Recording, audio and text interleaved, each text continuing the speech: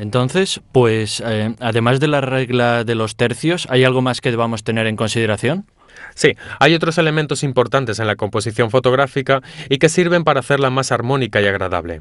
Hay que ir a buscar en nuestro sujeto unas líneas, y no solo las líneas físicas puras y duras, sino también líneas imaginarias, es decir, que pueden unir un punto con otro. Son recorridas a lo largo de los cuales el ojo del observador seguramente se dirigirá, y entonces disponerlas de la manera más correcta en el interior del fotograma seguramente ayudará a nuestras imágenes a mejorar su propia composición.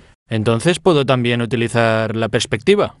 Sí, también las líneas perspectivas son importantes en la composición. Considera que hacer confluir las líneas de fuga hacia un punto determinado y posicionar en aquel punto al sujeto principal de nuestra imagen seguramente atraerá la atención sobre el sujeto. Pero también la perspectiva aérea puede ser útil para sugerir una idea de lejanía. Considera que todos los sujetos cerca de la cámara de fotos resultarán bien nítidos, mientras que al alejarnos poco a poco la neblina ayudará a ofrecer esta sensación de lejanía. Y entonces, para lograr esta misma sensación, ¿puedo utilizar o jugar un poco con la profundidad de campo? Sí, puede utilizarse también el diafragma para aumentar esa sensación de lejanía. Pero la profundidad de campo debe reducirse al mínimo para aumentar la sensación de lejanía, Sí, me y se acuerdo. hace abriendo el diafragma a la apertura máxima. Si fotografías un sujeto utilizando el diafragma con su apertura máxima, seguramente este saldrá reproducido de modo perfectamente nítido y se destacará más del fondo, que a medida que se alejará del sujeto resultará finalmente siempre más desenfocado. ¿Y es que hay otras reglas que debemos tener en consideración?